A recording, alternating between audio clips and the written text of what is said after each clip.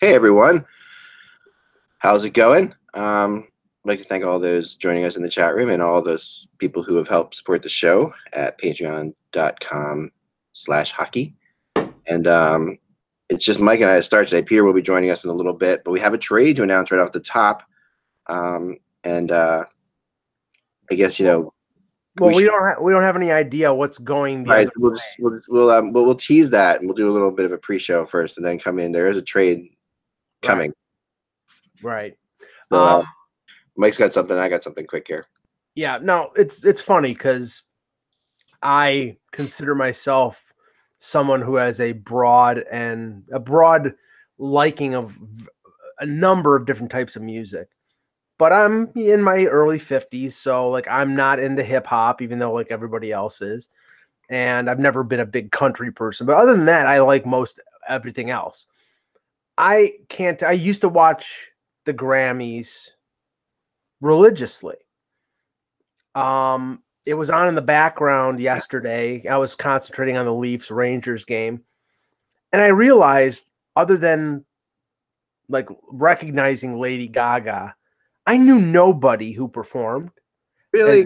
Except Jennifer, Jennifer Lopez apparently performed. I missed it. Which, I'm sorry about that because she is a sight to see.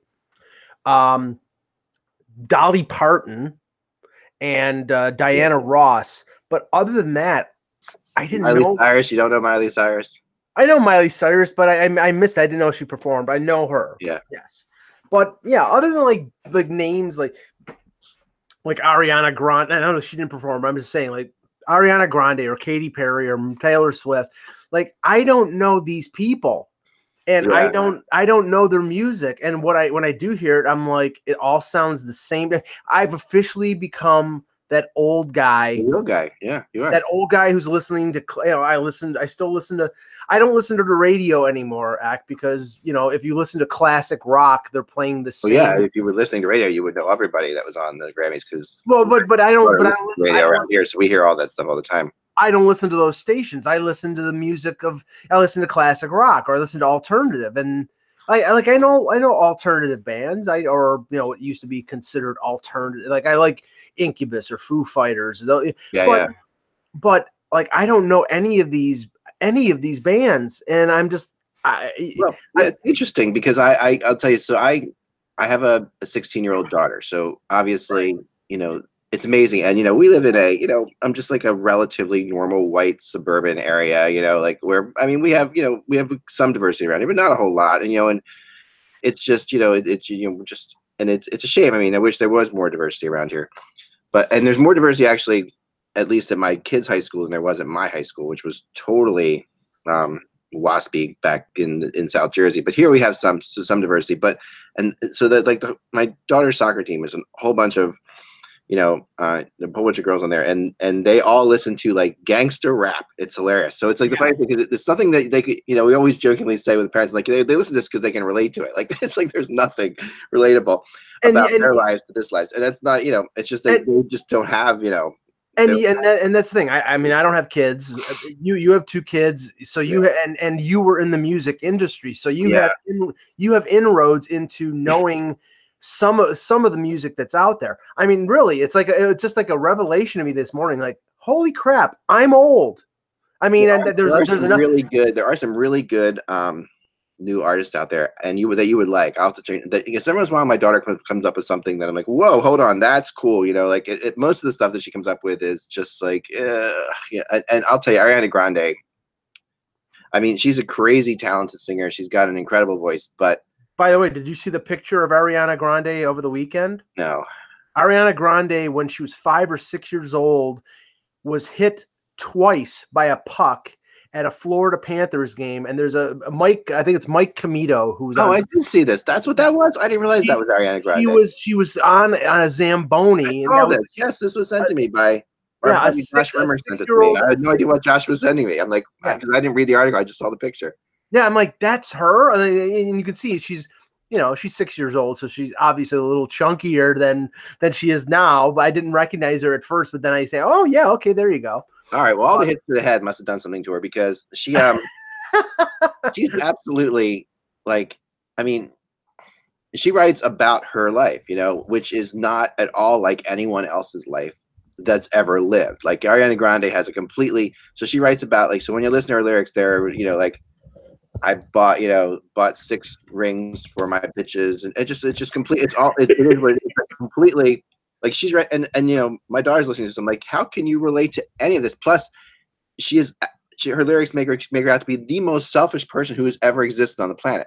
So, and not even like, we had artists who used to talk about fame or whatever, and like, the Beatles would write about like money, that's all I want. But there was always an ironic part to it, or like a part that it was like, I'm not, that they knew it was wrong, and that they were.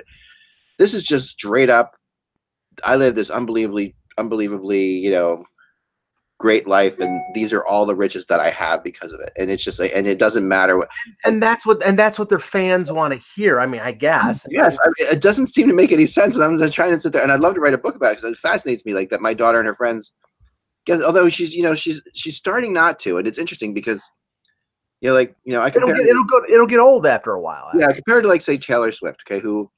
And I mean, you like or dislike Taylor Swift. She writes, her lyrics are, meaningful. And even when she writes about her own life, there's other things you can get out of it. It's not just directly about her life. It's like she's at least writing something on a level that you can get. So, but Taylor Swift, she'll write songs that have like, the girls can like be empowered by, like they listen to it and they're like, they get some sense of, it really, and Taylor did that whole thing. Taylor is a great role model for kids, especially girls who need it. Ariana Grande is like, she's exactly. Katy Perry is like that too. But Peter, Katy Perry makes Ariana Grande look humble. Like, I mean. This is just a continuation, Peter, of the discussion we had on Twitter, because I the revelation that I came to that I'm an old fart because I recognize nobody on the Grammys other than, like I said, you said Dolly Parton. I didn't know I was going back and forth between that and the Leafs Rangers game. I heard Diana Ross was on there, and then Jennifer Lopez. I mean, of course you know who those people are, but like most of them, I don't know who the frig they are. So I know I didn't watch it. I tuned in a little bit. I mean, I knew who Alicia Keys was. The lady's insanely talented. She's awesome. I mean, actually, not my like. Look, I know what I like. Just one. Let me interject this, and then actually, Alicia Keys is a distant cousin, because her maiden name is Alicia Agello Cook. Wow! Wow. So she's on the talented side of the family. Never met her. I wish Russ connected you and Alicia Keys, and I never knew why, Mike. Like in the back of my mind, I always knew there was something between you and Alicia Keys, but I could I can't say I've lusted after her, because that would be incestual. So. Oh no! After second cousins, you're not Jerry Lee Lewis here, Mike. But so I mean, I saw the replay of it on a Canadian channel later on because I was up late last night, and I saw like I can't remember who the opening act was or who came out, and there was Ricky Martin, I think, was on stage, and there was some guy who I thought was Eminem, but maybe it wasn't him. I don't know. That just shows you how up to speed I am on pop music. And then when I was watching news this morning doing some stuff, I saw some headline underneath the story that said lots of stars win who are no shows, who weren't there either. Well, so, I'll give you the one thing, then we can move on from this. And I'll give you the one thing that personally upset me, and I saw some people tweeting it and putting it on Facebook this morning. The late, great Chris Cornell won an award for Best Rock Performance. Now, I don't know what song it was for, but he passed away a little under 2 years ago. And so it was a recording that came out after he passed away, and he won the award. And of course, that was one of the awards that they gave out before the actual broadcast. I'm sorry, and I understand that they're catering to a younger audience, and they're not catering to somebody in their maybe late 30s to 50s. But if you want everybody, then you include all different varieties of music. And I mean, Chris Cornell is one of my favorite singers. I would have liked to have known, other than a Facebook post or a Twitter post, that he won something, and that his I guess his 2 kids and his wife accepted the award. I mean, that would be something I would be interested in actually watching. Yeah, I agree. All right, let's get moving here. Yeah. Okay. Let's get. All right. And by the way, I retweeted a video on Twitter.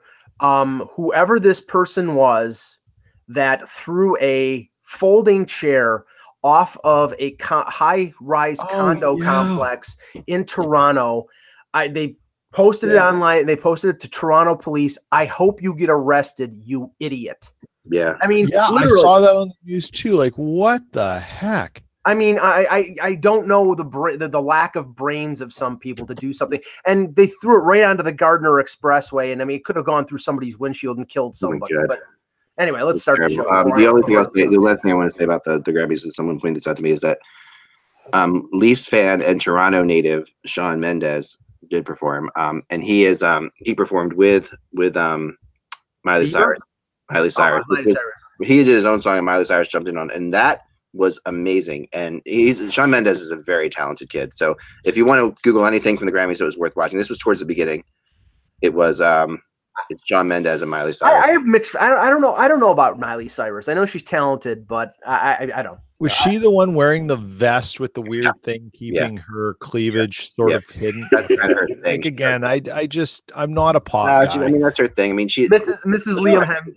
Hey, I mean, I know Hannah Montana died. I mean, Janis Joplin and all these people wore crazy stuff too, like in the day. So we're just like, this is just a musical traditional thing. That's Mrs. Liam Hemsworth. When she's not wearing crazy clothes, she's licking sledgehammers. So okay, Miley Cyrus is awesome, incredibly talented. All right, let's move on. Ready? Here we go. She really is.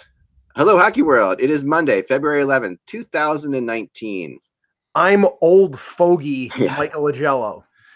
I'm not old fogey, but I am out of touch, and I'm in Peter Tessie in Winnipeg.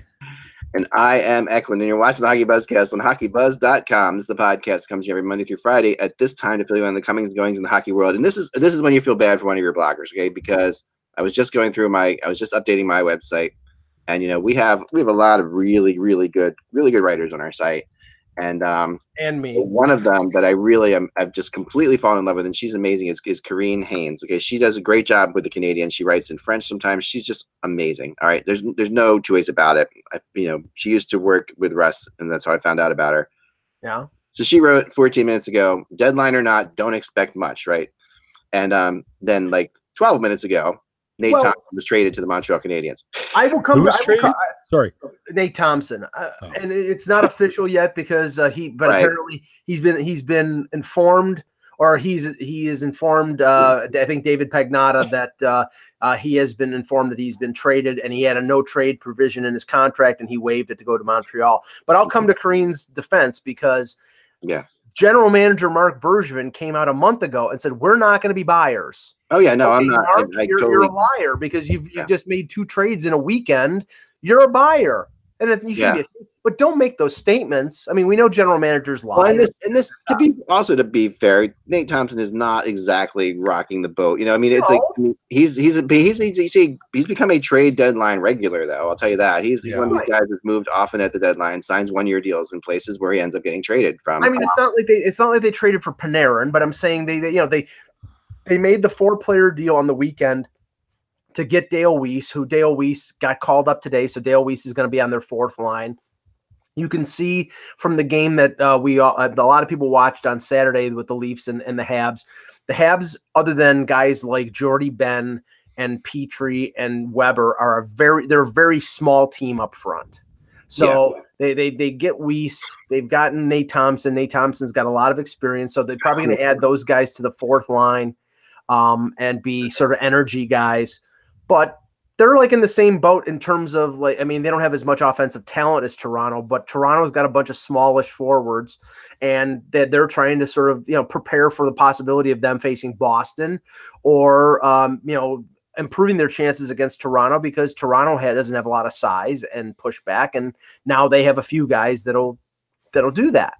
Karine does mention Nate Thompson in her article. Someone pointed out in the chat room. I think I appreciate it. No, and Karine's amazing. And I've just been in that boat before where you write something, you're like, nothing happened today or whatever, and the second that happens, something happens. Because there's no way of knowing. We're not the ones making the trades. So it's like, all you can go is based off what you're told. So I think, the Montreal Maple Leafs game on Saturday night was a great game, and it was fun to watch those teams play in a meaningful game again, in that building. I mean, that Bell Center is just phenomenal. And there's no two ways about it. I mean, if I could watch those teams play, I mean, nothing against, whatever they call it now, Maple Leaf. I'll always call it Maple Leaf Gardens. Scotiabank. Formerly the Air Canada Center. Yeah, it's a little antiseptic. I get it. Right. I like Air Canada Center was a little bit cooler than this one. Because aren't there like 4 teams that have Scotiabank stadiums now?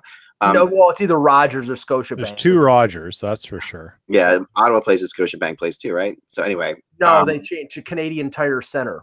Okay, well, yeah, it used to be Scotiabank, though. Yeah. Yeah, and I think the Jets play at the G or Harris Mills Terrific Arena, if I remember right. But yeah, there's these things are changing all the time. So anyway, well, I mean, just to say this, the 2 of the greatest rivals in National Hockey League history have not faced each other in 40 years. 1979 was the last time, and just get this, they played together. They played each other 78 and 79. The Canadians, this is in the midst of their 4 Stanley Cups in a row. Yeah. The Canadians swept him in the semifinals in 78, in the quarterfinals in 79. The last time the Leafs played the Canadians and won a game in the postseason was 1967 when they won the Cup against them. There have been a couple, and I wrote about this, there have been a couple instances where in 93, if it wasn't for Wayne Gretzky getting preferential treatment from Kerry Fraser, it would have been Leafs Canadians in the Stanley Cup final. And in 2013, if they played in the last game of the season, and if the Leafs had beaten the Habs, they would have played them in the first round instead of the Bruins. So there have been a lot of close calls, and I'm telling you right now, it will be chaos if it's Toronto, Montreal in the first round. I would love to see it happen. I think, and I wrote on. I want to see it happen, except for I wrote just the media frenzy. Yes. Yeah. Like it will be. Oh, it'll just be fun. I mean, it'll be a lot of fun, and and I think that. And I wrote on Sunday. Toronto will never say this. The media will never say this, but I'll be brave enough because everybody's thinking it. I would rather face the Habs than the Bruins. They don't match up well with the Bruins. The Bruins will be favored, even if the Leafs have home ice advantage, even though the Leafs have John Tavares. There's a psychological block when it comes to the Bruins, and the Bruins play a tougher style of game, and I don't think it matches up well with the Leafs. The Habs are a speedy team. They've got a great goalie in Carey Price. The Leafs can beat the Habs. I don't know if they can beat the Bruins. That's why I would favor them playing the Habs. Now, if they lose to the Habs, yeah, c'est la vie. But yeah, I mean, anything can happen. But I think it's one of those. I do think I would favor the Leafs in that series, but it's just one of those series that is definitely it plays against all the fears and of Leaf fans, obviously, and it's and that's typical with anything. I've been in this situation so many times as a Flyers fan when they would finish towards the top of the league and end up playing like the Devils or the Rangers in the first round and getting beaten, by a rival. It's just the worst feeling in the world. Sure. But when that happens, but it happens. It's tough when you play a rival. With Maple Leafs and Canadians playing each other in the playoff series. I don't think I think favorites kind of go out the window. I think it becomes a battle of who really wants it. It's really just what it comes down to. Now, let me ask you, Peter, because I was following what the Jets have been doing. They struggled against the Habs. They struggled in Ottawa. They were terrible in Ottawa. And it was 1-1 against Buffalo, and then they got a couple late goals, and they won 3-1. I mean, I was talking to Russ about this on the weekend. It's almost like the Jets right now, they know something's coming in terms of a trade, and there's almost a little fear of what's going to happen, and that's why they're playing with such – I mean, they're not playing at the level that I have expected from that team right now. Okay. There are 2 camps in Winnipeg. The results say there's no problems because they're first in the Central, 3 points out of first in the West. And then there's the other camp saying they're getting by the skin of their teeth. Yeah. All the underlying numbers are pointing in the wrong direction. Patrick Laine doesn't even know what the back of the net looks like anymore. And Scheifele and Wheeler, if they're not going, the Jets have no counter offense, and they're playing way too many minutes a night when they are going. Right. There is concern about what's going on with them. Joe Morrow is scary. Like he actually, like I watched Joe Morrow play and I'm getting nightmares. Yeah. And interesting enough, there might actually have found a Joe Morrow burner account on Twitter, to tell you the honest truth, who attacks all tweets and articles that say negative things about Joe Morrow. It's pretty Have we funny. reached the end days or something? So, I mean, like, what's going on? That's like the craziest thing I've heard in a long time. Yeah, I'll send you some screenshots. Joe Morrow. I don't want to out it, but there might be a burner account. So is the address real Donald Trump? No, it's not unobvious either. It's pretty funny. So it's amazing. So he, there's some issues there, and they've got Dustin Byfuglien back, great. Right. Nick Ehlers should be back soon, but even still, the Jets have been sort of, depending on what graph you look at and what numbers you look at, they've kind of been like this, but they're going down. Mm-hmm. Like they're not like they've gotten by on some good goaltending. Brossoit came back to earth in Ottawa. They've had some good play. They've won a lot of games in OT. And this is what's concerning, is that if you get to overtime in the playoffs, it's not 3-on-3. Right. You need to win 5-on-5 and you need to grind it out. And at 5-on-5, they're not playing very good hockey. Mm-hmm. I think the fan base is certainly expecting a trade, and the fan base believes that after all the hard work and stuff, the draft and develop, they're finally in a position, not unlike the Leafs, not unlike some other teams, mm-hmm. where they've got the right cap situation.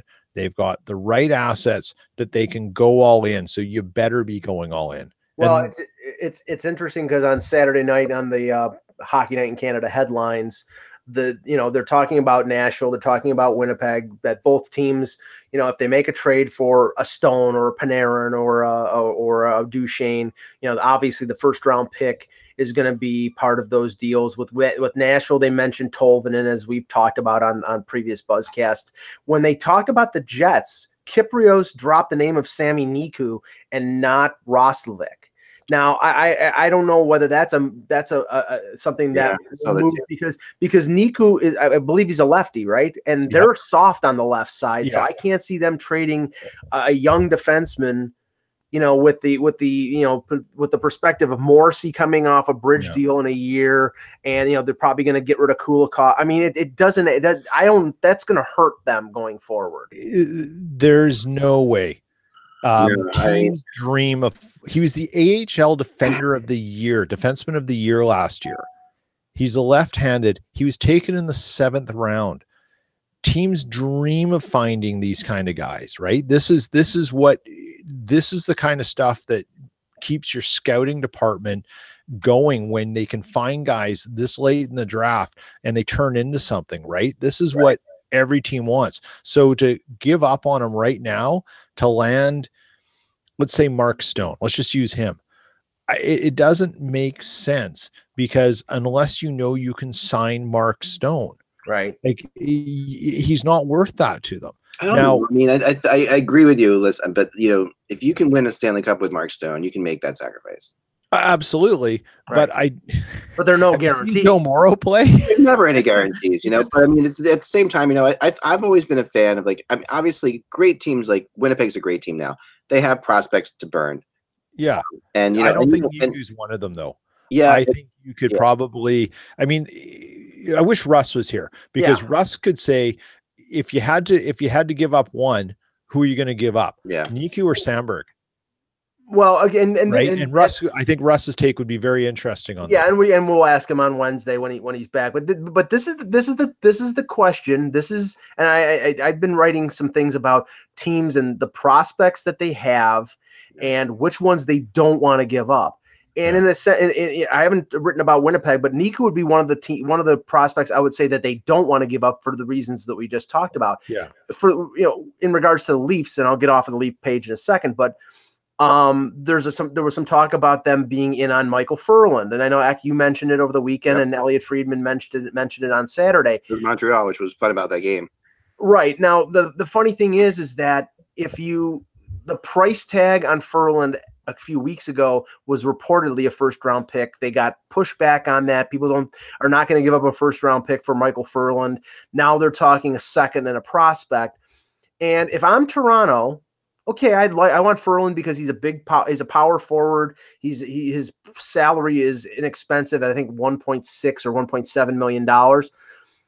I'll give up a second-round pick, but then you're talking about a prospect. And if you're talking about a prospect like Jeremy Bracco, who is fourth in the American Hockey League in scoring and 21 years old and still on his entry-level deal, I'm not giving up that guy for a rental. Yeah. And then that's the thing. It's like, it's not only is it the players that you bring in, but the price that you pay to bring those players in. We just got confirmation about the Nate Thompson deal. The Montreal Canadiens gave up nothing. They gave up. They got a 5th-round pick and gave up a 4th-round pick. Right. So they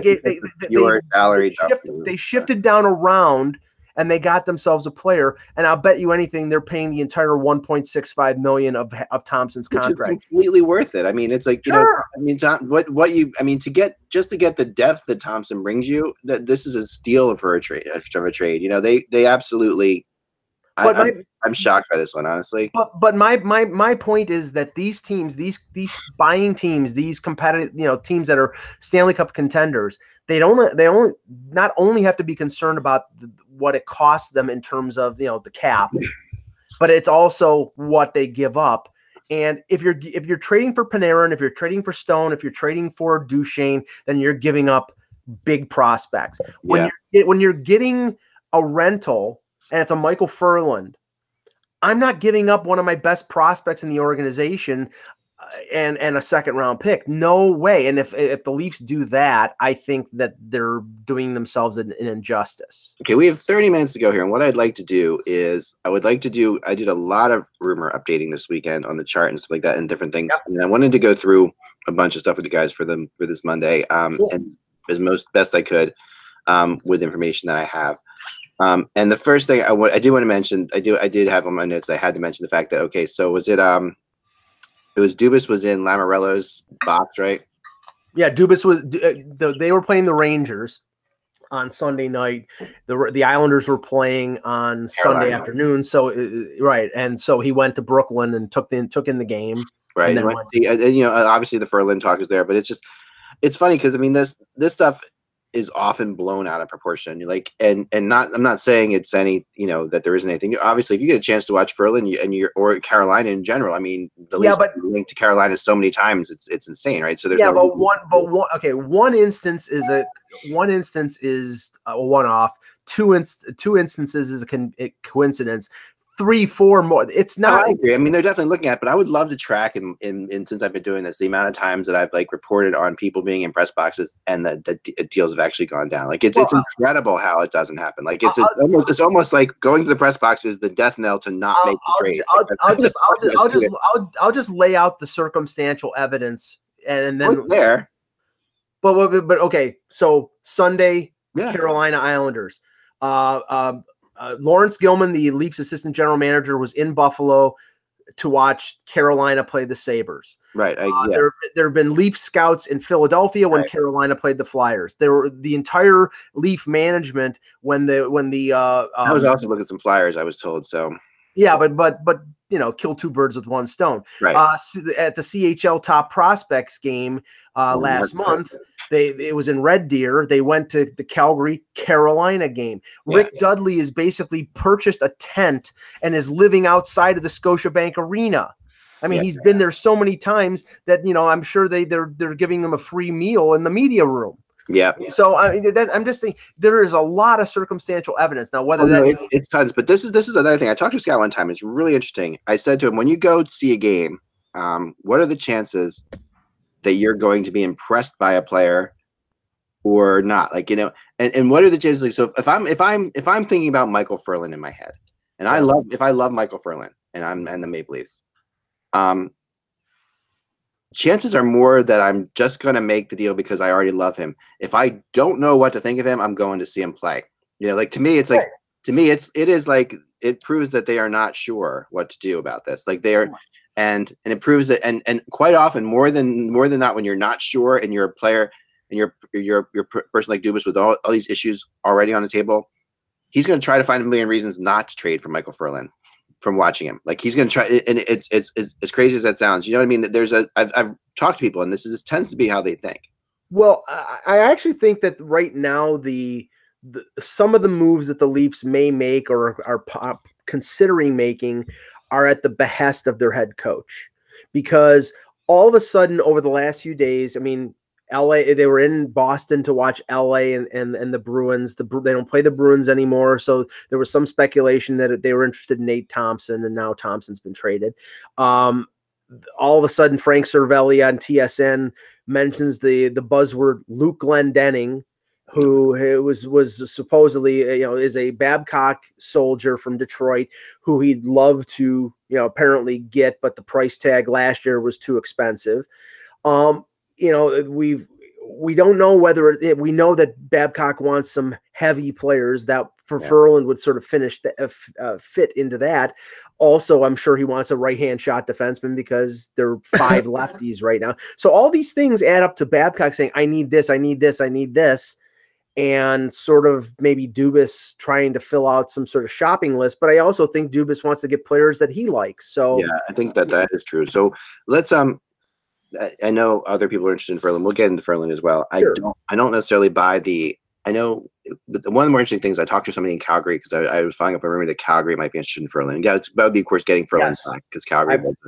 I've heard that before too. Right, and when I talked to them, they said there's just no way that they would bring Furlan back, and that was an interesting thing because, this person was really being honest with me. They're like, we like him, but we know what he's really worth, and we've seen him play enough to know that he's having a great year now, and he's in a perfect situation in Carolina to succeed. But bringing him back to Calgary, he disappears, and it wouldn't be worth a first or second round draft pick. And Carolina might just keep him because they're in the playoff race, and they could use him as an own rental. If they don't get what they think that he's worth, then they won't trade him. Yeah.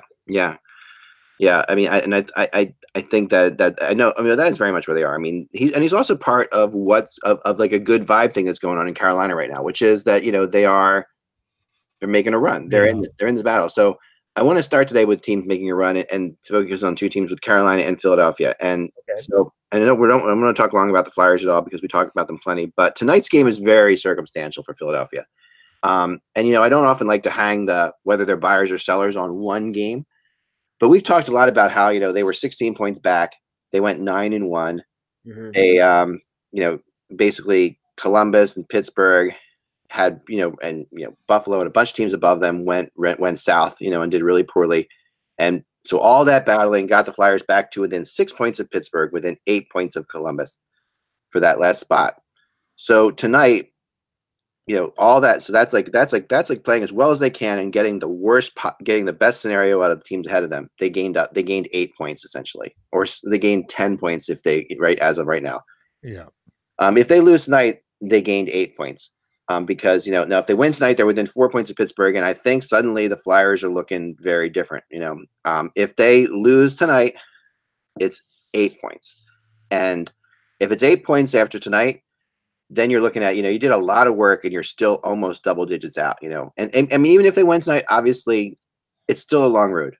But the fact of the matter is, I think the difference now going into trade deadline will be drastically changed by the events of tonight's game. So if you want to actually one of the more important games this season for a team and for Pittsburgh, who has really played terribly lately too and struggled immensely. I mean, Jack Johnson's getting torn to shreds for his play in Pittsburgh. All over the place. He's having a terrible year there. They have more injuries. They traded for Bukestad, I guess, who got hurt on Saturday and is out now. This is Pittsburgh's. Pittsburgh's in and has serious issues. And tonight, the other thing that's fun about tonight's game, if you want to watch the game, is that Carter Hart, who I believe is going to be starting tonight, I would think he would be starting tonight, would be going for a record for wins in a row by a goalie under 21 years old. Yeah. Right now, he's currently tied Carey Price's record for that. Well, I was very interested to see over the weekend the statement that came out that the Flyers indicated that Hart will remain up for the rest of the regular season, and that sort of closed. And I shared this concern, and maybe this is well down on the list of concerns for the Flyers right now. Everything is honky dory with Carter Hart. He's he's playing wonderfully. My assertion is you're not going to really know if this is good or bad until maybe next year or the year after, when we see how the league adjusts to him. Well, that's a given. I think you're right about that, but I think that. But let me just they are where they are, right? And then this is their option. But my point is, if there's a regression in his game, they've started the clock on him in terms of, and I don't know how many more games it is, but he at this pace, he's going to play 30 to 35 games at least, maybe as much as 40 by the end of the year if they keep him up for the rest of the year. What happens if he regresses next year and he can't go down to the minors because he's played too many games? They are screwed. Yeah, but you know what? I mean, I don't want to get into the Carter Hart debate, but because it takes. But I mean, my bottom line is, what he is doing right now is making the entire team better. It's helping. It's helping with a lot of the players' confidence. It's giving the Philadelphia fans something to live for. And a hell of a drug. And when you got it, you never want it to stop. All I'm saying is, ride the wave. Continue. If he's hot and he's winning games, if this is Andrew Hammond all over again, I'm not saying he's Andrew Hammond because he's a better goaltender than, but if it's that kind of thing, he may not be, I mean, we don't know yet. You ride the wave and you let it go to where it goes. But what I'm saying is, if they get eliminated from the playoffs, why in the hell would you not let him go back down to the American Hockey League? Why? Yeah, no, they'll let him go back. Yeah, no, they're saying they're keeping him for the rest of the regular season. They can keep him for the rest of the regular season. But if he's learning, if he's playing well, you might as well let him play where he's going to be playing next year. All they said, all they said to him was time to move out of the hotel, basically, which is like the thing that you get, when you're a player who's been called up, time to move out of a hotel and into a residence. And I think there was actual debate about this too, because I talked to somebody down there who's like, the Flyers are an incredibly superstitious organization. Anyone who knows the Kate Smith thing understands the superstition aspect of Philadelphia. It's a really superstitious team, and the people who are up top are the reasons they're superstitious. I mean, there's still people up there who are and I would not have moved Hart out of the hotel. Like a couple people said to me, "Oh, we shouldn't have moved." Like that kind of thought was going on. Like, let's not change anything about this guy because everything he's doing right now is exactly. He's focused in on what he is, and I don't totally disagree with him. I mean, I think I would have kept him there too. But this is the kind of thing that a player really responds to. And they called up Myers, who's been having an incredible year in the AHL as a defenseman. He's gonna bring them hope. There's now tonight a couple things in the chat room. So Bukestad practiced, which is cool. Mike Doyle let us know he's in our chat room. He's in touch with Pittsburgh stuff right now, and apparently Malkin will return tonight, which is a biggie. Obviously, Malcolm's been out, so it's going to be a fun one. I mean, it's a Monday night game. We don't usually get Monday night games; tend to not be, it'll be a light schedule. So there's not a lot going on tonight. But that's one I think everybody should watch because it'll be Carter Hart. Has won all these games in a row, going for a record against the Pittsburgh Penguins, the team that obviously is most likely to stop him from saying this record. So there's a lot of fun things going on in this game. To move that, and that jumps me to the Flyers and Wayne Simmonds for a second, and then we'll move on to other players. Right. Wayne Simmonds is, in my mind, still 50-50 on whether he's going to be a Flyer for long or if he's going to be a Flyer for long, it's going to be a short-term deal, and that's what he doesn't want to do. But he also doesn't want to leave the Flyers. And Simmonds, I will say this, has been like incredible professional the whole time about this, like that, and that's the one thing that you have to. I mean, he's the first person on. You cannot tell if you talk to him after a game, or you see him on the ice. You would have no idea that this was going on. He's 100% bought in. He wears the A proudly as he's assistant on this team. It's hard to trade him. I mean, there's a lot of players on this team that will have a real hard time with it. So it's a real tough spot. They may end up looking at him like their own rental, and just like play it out and see what happens. I mean, I know logically. I'm sorry. You don't know, and that's why I'm saying that tonight's game is big, and the next couple games are big because if they fall out 12 points again, if they're suddenly tonight they could be back to 8. If they lose a couple more games and they're at 12, and we're 2 weeks from now and they're 12 points out or 10 points out 2 weeks from now. I mean, the potential of a return for Simmonds is out of the park. So I mean, I'm sorry. You've got maybe I don't have Hockey Reference open, so I don't know what the percentage is, but it's less than 10%. If you're telling me you're going to risk losing, you reference that because you know how much I hate that thing. I know, but if you're going to tell me you're going to risk losing a first-round pick and probably a top prospect for 2 months of Wayne Simmonds when you can go out in July 1st and re-sign him, I'm sorry. Chuck Fletcher is abrogating his responsibility as the general manager of the Philadelphia Flyers if he does something as stupid as that. So here's the thing, like, you go back to Carter Hart, and Mike, I think you were sort of thinking this way with the idea of sending him back.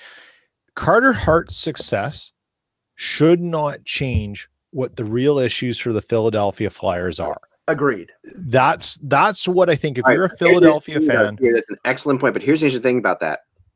Watching this team, and you go through this team talent-wise, right? And you say, okay, they've got Couturier, they've got Giroux, they've got Voracek, they have Konechny, they have talent all up, and they have defensemen. They've got Gus this year, they've got their bottom six talent is not great. It's not great. The bottom six, and their defensemen are still in a learning curve. Yeah, right. The bottom six talent is. I mean, they also have JVR. They've got Simmonds. They've got. I'd say the bottom three talent is the top six is pretty darn good. But after that, the bottom three. But at the end of the day, all of that is directly tied to the confidence this team never had in their goalies. But yes, that's why this team looks so much better. That's why the team is 9-0-1 in the last 10 games with a confident goalie. I understand the euphoria of the Philadelphia fan base, but the business of being in management on these of any particular team is to look past that and have a level head. And when you're saying we're going to keep guys who are rentals, and with no guarantee that he's going to re-sign there. If on a pipe dream that you're going to get into the playoffs, I'm sorry. I think you're doing an injustice to your franchise. If you don't, if you're 4 points out, if you win tonight and you're making a charge for the second wild card spot, okay, fine. If you're 8 points out, if you're tailing off and you're still holding on to this, I think you're delusional. I think if you're a general manager in this league, you have to say, I got to get assets for these players. I have to. Yeah, let's move on to I'm trying to move on quickly here to try to cover as much as we can. All right, so the big Panarin and Bobrovsky to Florida thing, which has been circulating. They have the same ages now. Florida wants both of them. I think they were first to report that Florida wanted both of them way back when. Not for what not to put like a notch on my belt, but I will when I rarely can. And this is definitely something that's in the works. And now TSN is reporting today, or there's somebody in the TSN Twitter, one of the many TSN tweeter people, is saying that Huberdeau is in play, and that would be to create space for a possible Bobrovsky Panarin combo. And if you're gonna make a trade with Columbus, who really still does want to go to the playoffs, and they still want to win in the playoffs, they're gonna have to get something for Huberdeau back at least, or something more than that. And they're going to have to get some sort of guarantee from Panarin that he's going to sign there. Otherwise, why would you give up one of your cornerstones for 2 rentals? You have to get some sort of... There's two different there's so many different Panarin. First of all, Panarin being Russian, there's a lot of crazy, wacky rumors out there. So don't always believe everything you hear, because the Russian rumor mill in hockey is really wacky. Okay, there's and one of those, there's 2 schools of thought here. One is that he wants to go to New York, and that's the group that I tend to buy more. They've been more accurate in the past, in my opinion. That he wants to play for the Rangers, the Islanders. The other is that he wants to play in Florida or California, and you hear that too, like that he only wants to play in California or Florida. Right. I'm still banking more on the New York thing right now. And there's something out there are things out there about him wanting to go back to Chicago too. That's been out there as well. Yeah, that's been out there too. But I think that's. I don't know if I buy it, because I don't think they have the cap room. But I think that he wasn't happy about the way things ended there. And although Patrick Kane and he are close, and I think that Kaner might be able to convince him to come back, I just think that that's not likely. Right. I mean that's what's behind the recent rumors of them trying to trade Artem Anisimov, about possibly they're not going to trade Kane, they're not going to trade Taves. Maybe they trade Brandon Saad again. He's got a year left. They're getting like Seabrook to waive a clause maybe to go to Columbus. I've heard that too. So there's different things like that's possible. Right. But then enter now. So if Panarin, it's possible that Panarin and Bobrovsky get dealt before the deadline. I don't think that happens to Florida. I think that maybe Bob gets dealt to Florida, and Panarin gets dealt somewhere else, and maybe both still end up signing in Florida. But I think Panarin suddenly now with Winnipeg, and it really feels like it. I keep wanting to I keep inching my rumor chart up with Mark Stone and the Jets, because it really sounds like Stone's going to go to the Jets.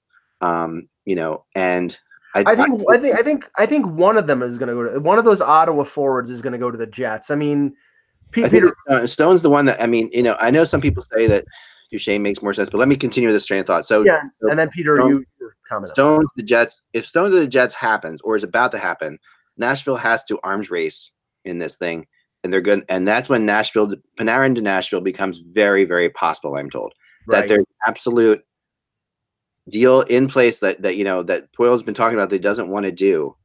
And someone told me that this was intimated to in an article. I don't know where it was, but I've heard that Poile has a deal that he could get Panarin, but they're waiting to see what happens with Winnipeg. Why do it if you don't have to? Right, but if let's Stone, the only way Nashville competes in their mind, it's the nuclear option. Let's throw a couple other variables into this whole idea of an arms race. If you're Winnipeg, to get out of the Central, you're going to end up playing Nashville. Nashville's thinking the same thing. Right. It didn't matter which team went through last year. The team that got through was getting hammered by Vegas because they were both beat up. Exactly. Maybe. But let's just assume that the Vegas destiny was intact. Okay. Yep. So then now you look at it this year and you go, well, if you look at the favorites, you get out of this, you're either going to have to play Calgary or San Jose likely. What's enjoyable about that? So not only do you have to think about what player gets me better to beat my division rival, I now have to go and wrestle one of those two gorillas. Right. And it's a double-edged sword. Because the team that if you think you're going to be playing Calgary, you probably want Duchesne. But if you think you're playing San Jose, you probably want Stone. Yeah. If you're Winnipeg. Yep. Right. And that's sort of the thing. And if you're thinking that far ahead, which you have to do as a team and as a coach, you're probably already thinking too much. Because you just need the guy that's going to make your team better, and you need to understand where your weaknesses are. Right. I don't think Kevin Cheveldayoff, via his owner, wants him to trade the farm to not be able to re-sign Mark Stone. I don't think that's the case with Matt Duchesne. So I think there's a variable in there. Yeah. So you think Duchesne is a pure rental, but you think there's a chance that they sign Stone? Because I think Stone costs right about more that. Because if you're Winnipeg, you're going to try and sign him long term. Right. Yes. And in that case, you've got a lot of moving parts to do that. But in that case, if you're signing Mark Stone long term, you're happy to give up Christian Vesalainen as a prospect. Right. Like he's gone, and among others. Well, right?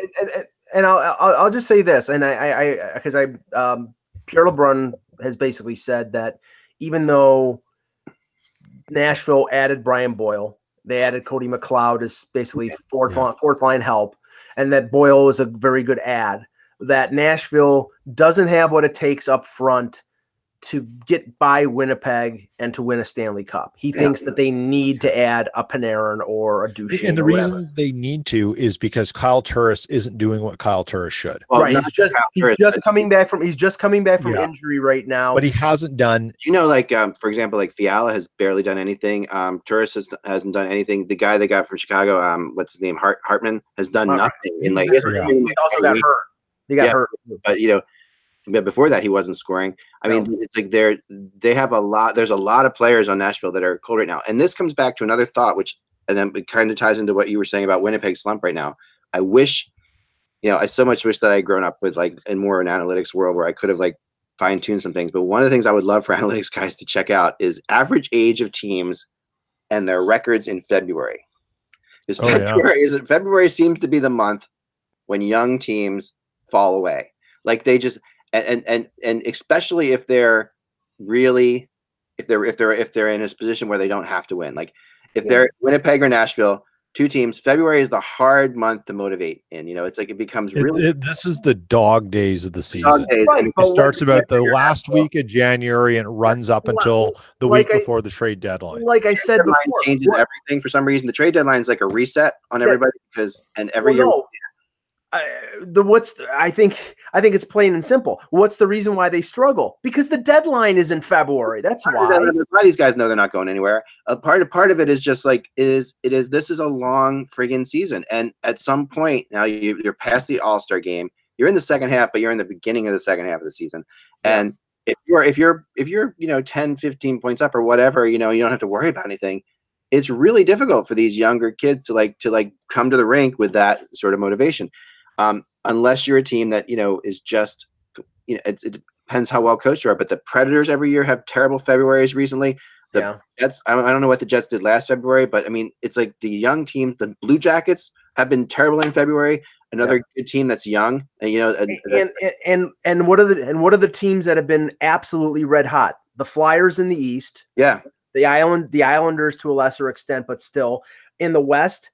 The Blackhawks are red hot. They're only 4 points behind Minnesota for the second wild card. The Blues have won 6 in a row. Flyers, the Blues, the Blackhawks are more veterans. Have more veterans. They still have young players, but they have more veterans as well. And they also have to win. I mean, they're in positions where they have to win. Now, I thought two interesting things. One I heard, I can't remember who mentioned it, but Calgary is looking at more of that secondary market, the Zuccarellos, the Zingles, the Kevin. I wrote Calgary Zuccarello today as a big one. Okay, so I mean that means they want to shake up what they already have there. They just want to add to it and add one more play, and that makes a lot of sense. That makes a boatload of sense. Yeah. Now the other one, and we'll find out whether this happens because Minnesota with losing Koivu, they're tenuously holding on to the second wild card. Pierre LeBrun reported today that if Minnesota drops out of the 2 wild card spots and they're outside looking in, that Paul Fenton may shop Eric Stahl. Oh, and Eric too. And Eric Stahl would get them an absolute ton, not only because he's a good player, not only because he has Stanley Cup experience. He's only, I think, a $3.5 million cap hit. So Jets are one of the teams that like him too. That's another thing I've heard. Oh, you know what? Would he shop him? But you know what the thing that is a crap disturber move, and it's a smart one because you know what that's going to do. You know who should be on the phone with him? Winnipeg, Hoyle and Chevy. Yep. And that's a Paul Stastny move. Yeah. Come on. You pay me to not let the other guy have him. Yep. And I think I mean oh man, that's dirty cool, but it's brilliant. Remember, Fenton comes from Nashville. And there's lots of connection there. He's there forever. However, I don't know that he would want to help Nashville out as much as people might think. So that's going to be an interesting thing. It'll all depend on the return because because they could turn around and re-sign Stahl in the summer. So it's Stahl loves it there. Yeah. And it's actually he's reasonably close to where his home is Thunder Bay too. Like if he wants to go back and visit the family, like it's an ideal situation for him. Yeah. No, it's a really good it's a really interesting situation, and I think that Minnesota tends, the owner there tends to not ever give in to selling, so that'll be an interesting thing to see. Like I know they're struggling lately. Yeah, and but the reality is, they've lost their number one center. It was funny because when we had Kevin on Thursday, he's like, well, Koivu's never really he's sort of been nonplussed about Koivu over the years, but he is a very good two-way player, and they have Victor Rask, and he's sort of trying to fill in the void. But if you're declining, if you're falling out of it, you've lost your number one defenseman in Dumba, you've lost your number one center in Koivu, you're struggling, you're on the outside looking in. At a certain point, you have to say, okay. We just, we have to do this because then we could re-sign him in the summer, or we can go in a different direction. Yep. That makes a lot of sense. Now, before I don't know if you want to take questions, Zach, but I just wanted to touch on the Anaheim situation. How shocking it is, reverberating throughout the hockey world, that not only, everybody expected Carlisle to either get fired at the end of the year or get fired, but in the next couple of weeks. But the fact that Bob Murray, who's never coached ever, is behind the bench.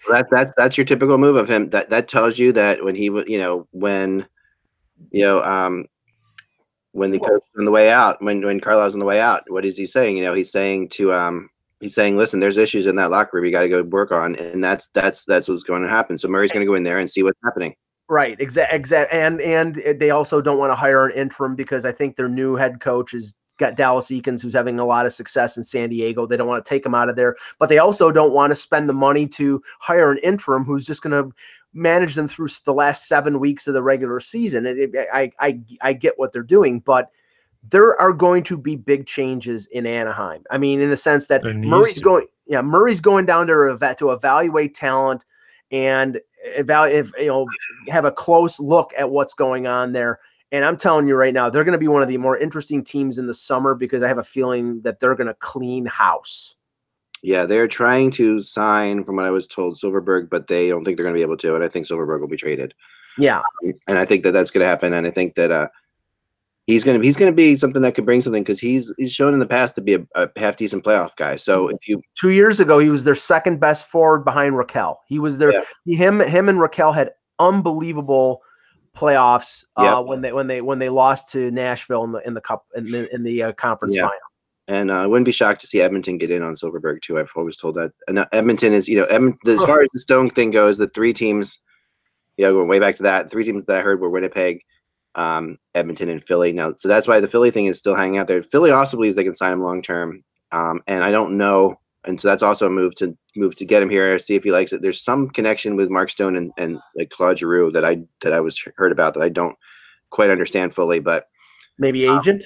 Could be agent. It's something. I think they play together somewhere. I don't. It's one of those maybe World Championships or something like that. I mean. Oh yeah. A player to another thing I've heard more about the Puyarvi, Parayko swap that continues to come up in my talks with people. Yeah, but they're playing so well right now in St. Louis. Exactly. They don't right now on the streak that they're going on. They don't want to mess up anything. I mean, if you were holding your breath that Pietrangelo or Parayko are going to get traded, this is the worst news for you because they're red hot. Tarasenko has found it lately. They're even getting production out of guys like Tyler Bozak.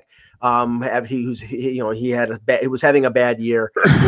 So I mean, I don't know. The funny thing is, if they keep going like this, they could be buyers at the deadline. Yeah. I just got a great text, guys, for a rumor. I usually don't just put texts out right away to you guys, but I will because the show's ending. I'm going to look it up right now anyway. Okay. And it has to do with Anaheim, the team we're just talking about. And we talked about how they couldn't trade Getzlaf or Perry or anything like that. They might be trading Getzlaf to Vegas. This is what I was just told. That Vegas feels like they could get Getzlaf and they could support his contract because next year Vegas has a lot of money coming off the cap. Okay, Getzlaf has 2 more years at $8.25 million. But he is still, if you put him in the right scenario. I mean, I was watching him play this weekend. He still has it. I mean, he's not washed up or anything. Yeah, he's the best of the old three. The old three being Getzlaf, Kessler, and Perry. I think Kessler is done, and he's got 3 years left. Yeah, Getzlaf has 2 more years at 8.25, and Perry has 3 more years, or 2 more years. Sorry, at 8.6. So I could see Getzlaf saying, I mean, I'd be surprised if it happens before the deadline, but I'd be surprised. I wouldn't be surprised if they go to him in the off season and say, do you want to go someplace? But I mean, it's not impossible if a team's got enough cap space and sends players the other way that would be workable. I mean, I think Vegas has prospects and picks coming out the wazoo. They've got all kinds of possibilities. They have a team that they feel like they have the cap space. The cap space. They have a team that feel like they can make a run. When's a player like Getzlaf available ever? I mean, he wouldn't be available. Here's the other thing. In 2 years, no, next summer, not this coming summer, but next summer, they can just have him on the available list for Seattle. That's true. Yeah. Right? Like, I mean, if you have that cap space, that's Yeah. I mean, right. It's you all just leave him exposed, and Seattle's going to need to get a year Getzlaf for 1 year at whatever he is, $9 million, and you're going to get close to the cap floor, which is what Seattle's going to have to do. Well, it's all more people text me, guys. This is what happens with me a lot of times. Like, people who aren't like watching this, have you heard anything about Getzlaf in Vegas? Another text comes in. It's all a question of what's going the other way, because they've got Paul Stastny with the same term at $6.5 million. He was injured earlier. He's come back. He's playing better. I mean, if it's a situation where they can take, I mean, they don't have a ton of cap space. They can, they can bury salary on LTIR. They can do things of that nature right now. Like I don't believe David Clarkson's $5.25 million contract is on long-term injury. So you can open up space by putting that on LTIR. And if they want to get creative, they can do that. I mean, if they think they have a window of a year or two, then it might be something. But the thing is, Anaheim, they want cap relief and they want young guys. And we'll wait until Russ gets on the show, but I don't think that, George McPhee is going to trade Cody Glass in a deal to get Ryan Getzlaf. Is that true? Right. I'm so sorry. Lincoln in our chat room just put that Vegas is exempt from the expansion draft. I did not realize that. They are exempt. Yes. Okay. I did not realize that. Okay. Yeah, they are exempt. So, I mean, but they could trade players to a team, they'll be involved. I mean, they'll be involved because Vegas is a great third trade partner. Like if you're looking to do something, they've got all kinds of things to help you. Like Brassard. Like I've heard. Like I just also got these things are happening crazy. I just also got someone who mentioned Derek Brassard to the Islanders. And I think that so the Brassard could go. I mean, he's the cheap number 2 option for any team that's looking for centers. I mean, I wouldn't be surprised if Winnipeg balks at the price tag for Stone or Duchesne, that the fallback is a Brassard deal. Yeah. I mean, there's that. I also think they would. They can't do Brassard. They do Zingle. Yeah, they really do. They really need a second line center on the island. I think Getzlaf to Vegas makes a ton of sense, actually, when you think about it. Well, I mean, the two guys there, from last year, Carlson and Marchessault are not killing it. Vegas is doing well. They're not, despite the fact that those guys are not half of what they were last year at this time. I mean, now they might get better still, and they still can improve, but right now, neither of them has been really anything to write home about. And they're both. I mean, one of them's up for a contract, I think, isn't he? I believe so. I believe so. Carlson signed a 1-year deal? I'm trying to. Yeah, he's an RFA, so they can go to arbitration again if they want. Right. Yeah. So, but they've locked. I mean, they've locked up a lot of their players on long-term deals, and they've Theodore Schmidt, Marchessault at $5 million for another 5 years. Pacioretty a 4-year extension. Alex Tuck. Yeah. So they've extended a lot of people. Riley Smith for 3 more years. Yeah. Yeah. So Getzlaf with Pacioretty, someone put in there, and I agree. I don't think Pacioretty's been a disaster there. No, Pacioretty's been very good, and it's lately it's been very good. I mean, he's picked it up as the year's gone on. He is, and Pacioretty is a gamer. Like you get to the playoffs, Pacioretty's he's gonna matter to them more than he does now. I mean, I really feel like part of Pacioretty's season was like, can you imagine the difference in pressure from what he was dealing with in Montreal to what he was dealing with in Vegas? I think Pacioretty was like just a big exhale, thank God, I can just go and play hockey. And some of that is good and some of that's not good, because some of it allows you to get a little bit lazy and not necessarily be as accountable as you've had to be, because Pacioretty's been held to the fire for so many years in Montreal. I mean, captain, like craziness. I mean, just like, so now, but he's starting to really turn it on right now. Yeah. Well, we'll take some questions tomorrow. We'll do questions tomorrow, guys. Sorry about that. We were really running late today. I didn't think we have more stuff to get to too. We will get to it as well.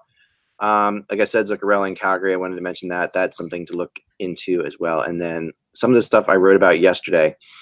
I wanted to touch base on real fast so this is something to think about. Jonathan Quick possibly could be going to Carolina, which is interesting and that would, as much as the Carolina goalies have played pretty well for them, that seems like a move that could make sense because neither of them is exactly going to be killing it in the future. Who knows? I mean, they could be, but I think that Jonathan Quick is a couple more years like that.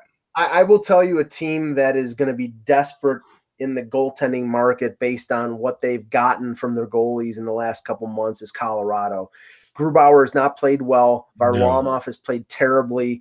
I don't know if it'll be Quick because Quick's a long-term commitment, or if they, or if Columbus shops Bobrovsky and he would waive. But their goaltending has cost them a playoff spot right now. So you know what? If you believe you can get back in with Bobrovsky, you got 2 firsts this year. Yeah, give him yours. Yeah, Columbus, but and I expect, I haven't looked how far are Colorado out? Are they about 4 points out? Couple points, I think 3 or 4 points. So, I expect them to be buyers because I think Sakic believes they can get in and do a little something in there. Yeah, but Peter, the problem is if you trade your first, you might be trading a lottery pick. I mean, you've already got a lottery pick with Ottawa, but they could have 2 lottery picks. They could be in the 7th. That's why I want them to trade. Last thing the Central needs is another team turning into a powerhouse. I know. All right, we have one more thing for you guys before we leave today. I'm gonna put it up right now because it's been requested, and we aim to please here. So here it comes. Ready? Hold on. Okay, I'm hesitant here. Yeah, I know. Nothing to fear, but fear itself. Is this a gritty video or something? No. There's nothing gritty about this. It is the National NHL Draft Lottery Simulator. All right. Nice. From my favorite website ever, tankathon.com, which is just amazing. I gotta get a drum roll ready. I gotta get some. Tankathon.com. Here we go. All right, let me click on my thing so we stay with me for the whole time. Here we go. Ready? I did it. Yep. We did. Okay, here we go. We're gonna simulate the lottery. Here it goes. Arizona. Jack Hughes goes to the desert. Goes to the desert, where he's quickly traded for Austin Matthews to fix all this right. Dream on. Anaheim jumping up. Anaheim, they were supposed to pick second. They stayed in second. So Colorado, Ottawa's that would be the worst case scenario for Colorado. They have the best percentage chance, and they finished 4th. And they dropped a 4th. Let's hope that holds true. They dropped a 4th, and that would be like a couple years ago that they had the best chance and they finished 4th. They got Makar. So, all right. So let's start writing these things down. All right, Arizona. We're going to start officially today. Every day we're going to do this because this is exciting. I'll write it down. Don't worry. Every day. All right. Thank you. Arizona is the winner today, and we will prove that once again. I think because last couple of years we've been pretty good as far as our top team we picked have gotten who ends up getting it. All right. We have nothing to do with this. Again, thanks to tankathon.com for all your team tanking needs. So again, we hope you've enjoyed the show half as much as we've enjoyed doing it, because that means we've enjoyed doing it twice as much as you've enjoyed watching it. Remember, without the buzz, it is just hockey. We will talk to you tomorrow.